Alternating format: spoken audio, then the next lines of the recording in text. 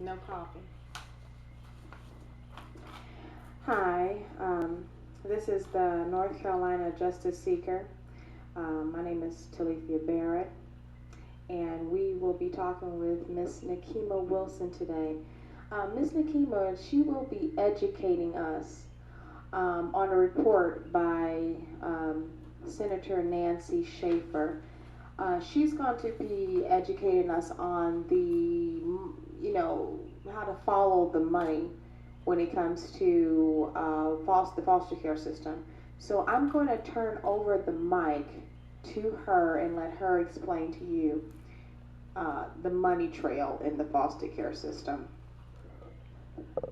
Hi, I'm Nikima Wilson, and since my experience in dealing with the Department of Social Services, particularly Wilson County here in North Carolina, um, I have been able to find confirmation to a lot of my allegations throughout my stay in foster care as a child, and I was told to keep quiet about a lot of the things that I realized um, that they did to us as poor families, being the most easiest targets for purposes of frauding the government out of funding.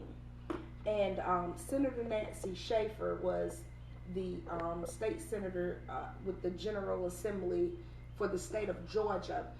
But her investigation was not limited to Can we that let's state. let's get a close up Okay. on this if you can. If you can bring the camera in, because they can Google this as well.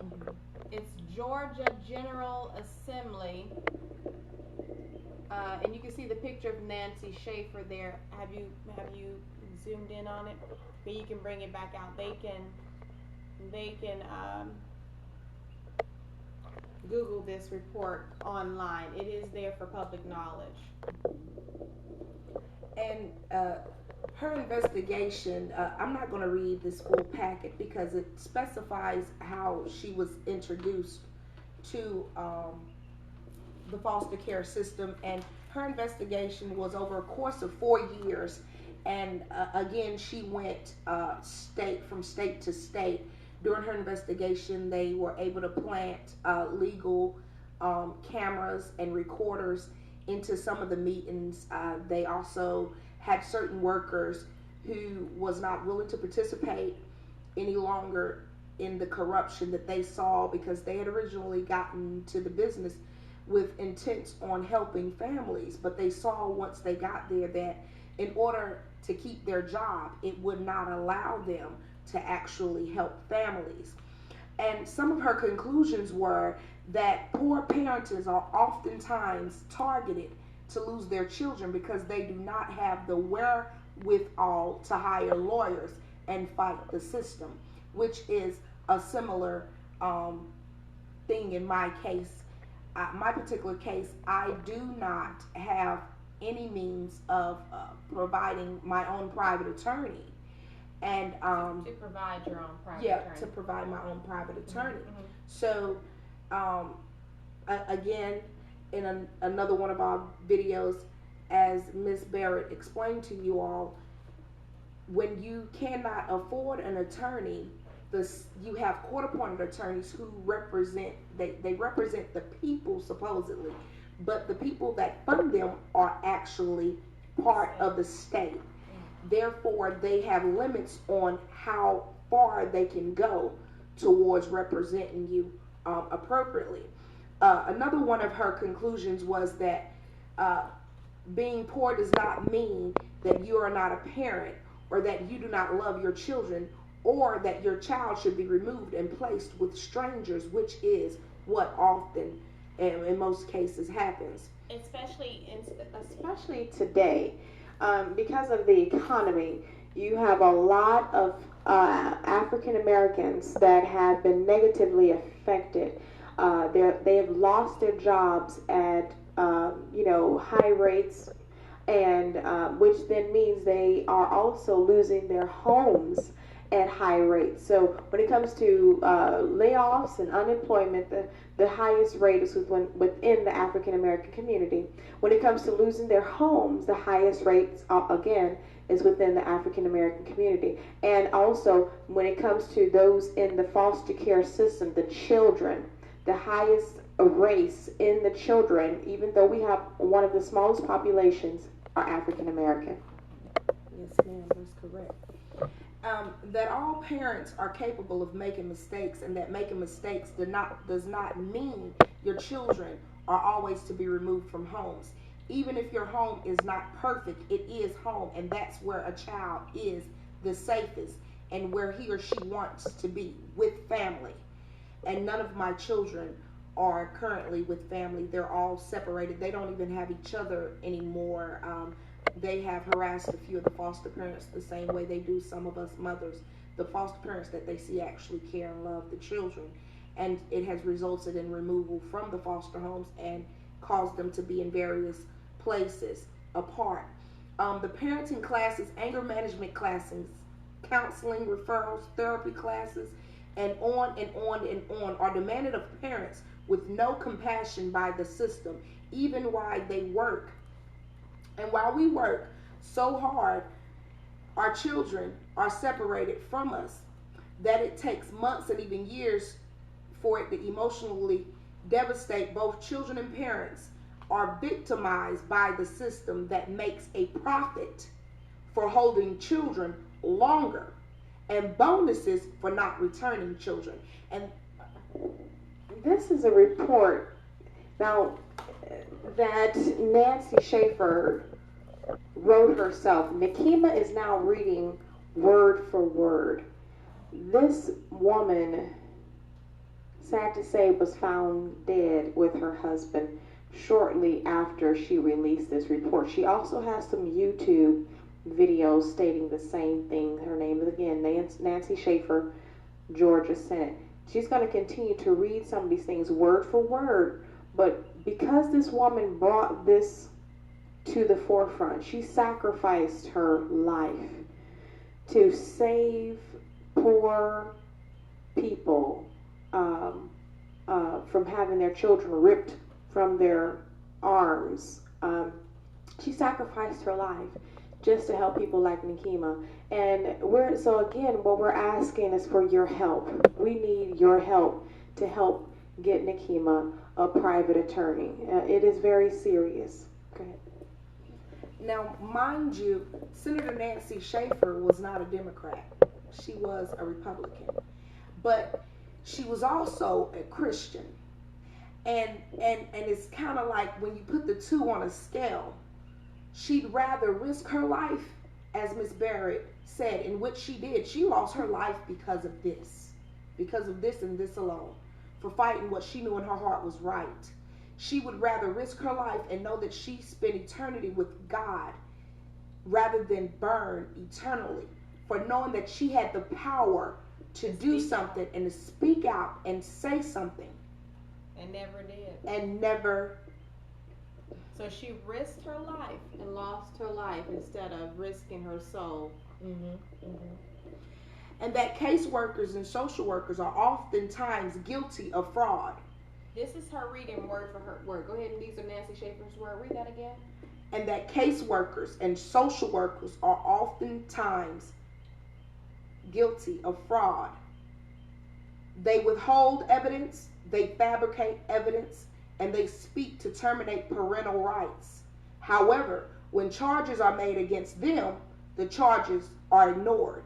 The same way my babies. We have first-hand experience with this.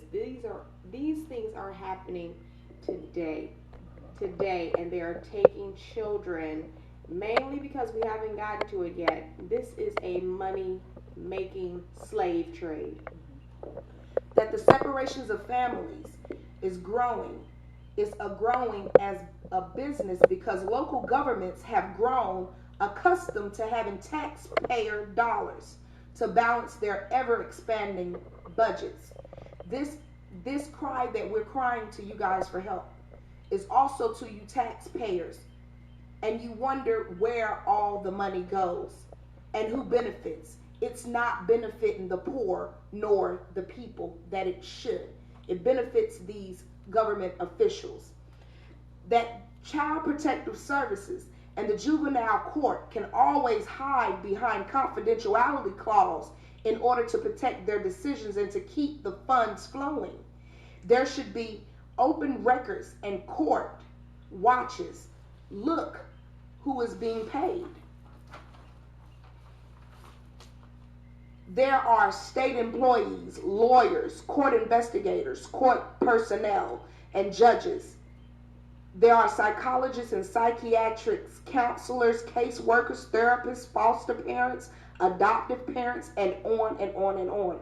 All are looking to the children in state custody to provide job security. Let's repeat that again. They're looking, all of these people that are names, State employees, lawyers, court investigators, court personnel, and judges, the psychiatrists, psychologists, counselors, caseworkers, therapists, foster parents, adoptive parents, and on and on. They are all looking for these children. They need these children to continuously come in to provide their job security. So by all means, by any means necessary, we need to get these kids here. And that parents do not realize that social workers are the glue that holds the system together, that funds the court, the child attorney, and the multiple other jobs, including DFCS attorneys.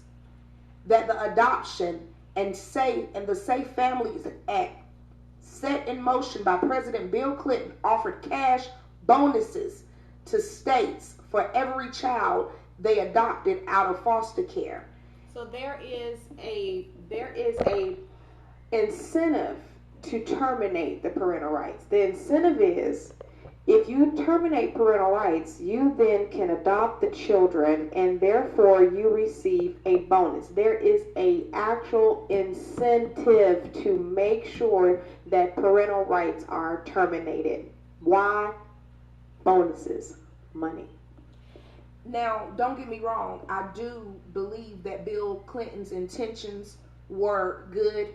He did not know how corrupt some of these agencies were.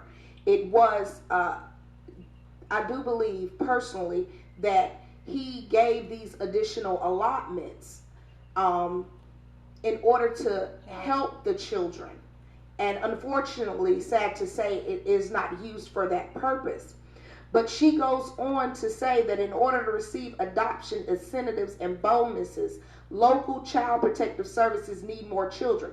They must have merchandise, children that sell, and you must have plenty of them so the buyer can choose. Some counties are known to give a $4,000 bonus for each child adopted, and an additional $2,000 for a special needs child. Employees work to keep the federal dollars flowing. Now, these are all things, mind you, that I mentioned during my stay in foster care when I was a child. And in addition to that, another thing that I have been a part of recently is this, what I found to be so personally through myself, my personal experience, as well as my child Jeremiah that you guys heard us speak of a minute ago, is that when there is not a physical disability in that child, then they then have their counselors and therapists declare and diagnose children with a mental disability in order to get these additional bonuses that Senator Nancy Schaefer is mentioning here in her paperwork. Her reports also states that there is a double dipping. The funding continues as long as a child is out of the home. When a child is in foster care, is placed with a new family, then adoption bonus funds are available. That explains why my children are moving from place to place. When a child is placed in a mental health